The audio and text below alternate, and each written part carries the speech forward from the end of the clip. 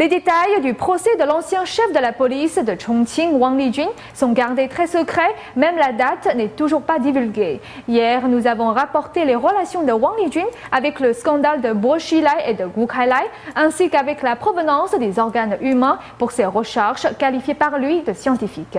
Aujourd'hui, nous allons approfondir quant à l'utilisation des prisonniers condamnés à mort en tant que source d'organes.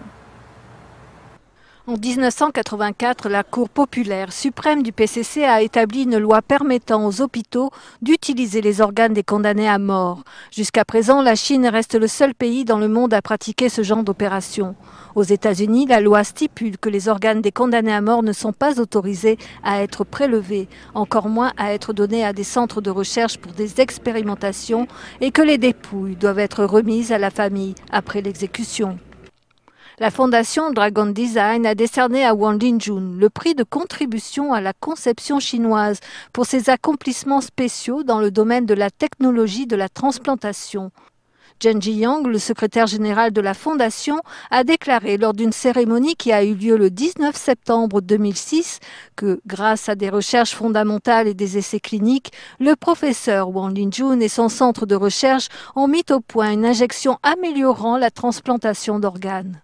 Dr Thorsten Trey, coéditeur du livre Organes d'État, publié dernièrement sur l'abus des transplantations d'organes en Chine, a été cité dans le journal Epoch Times, précisant que l'injection de Wang Lijun a probablement impliqué des expérimentations humaines dans lesquelles les pratiquants de Falun Gong étaient soumis à des injections de drogue et que, après ces injections, leurs organes ont été certainement prélevés tandis que les victimes étaient encore en vie.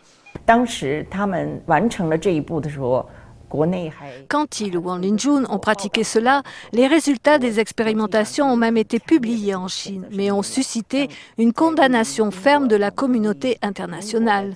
Amnesty International et l'Association du Collège royal de médecine de la Grande-Bretagne ont tous deux publié une déclaration exprimant leur grande inquiétude et leur condamnation parce qu'ils savent que la Chine est le seul pays dans le monde permettant l'utilisation des organes des condamnés à mort.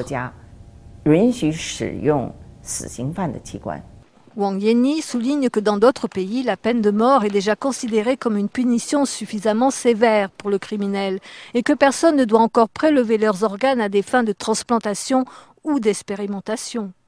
Si le centre de recherche de Wang Lijun a effectivement été impliqué dans la transplantation et la vente d'organes illégales, son acte serait comparable à ceux des nazis sur les juifs dans les expériences sur le gaz toxique et aux recherches bactériologiques menées par l'unité 731 de l'armée impériale japonaise sur des Chinois pendant la Seconde Guerre mondiale.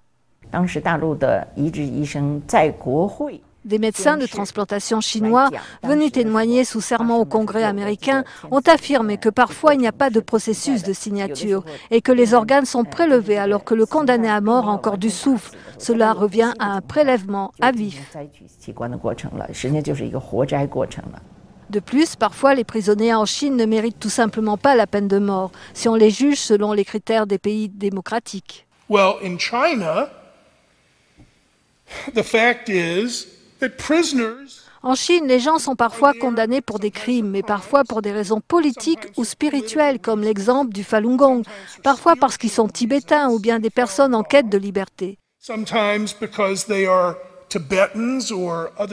On peut fournir beaucoup de raisons pour condamner une personne à mort en Chine, mais la plupart de ces raisons sont inacceptables pour les organisations des droits de l'homme. Aux États-Unis, à part l'interdiction de toute utilisation des organes des condamnés à mort, la déclaration de décès de ces derniers ne peut être prononcée que 25 minutes, voire plusieurs heures après l'exécution, afin d'assurer que la mort cérébrale soit accomplie. Les dépouilles des condamnés à mort sont ensuite remises à leur famille. Nouvelle NTD.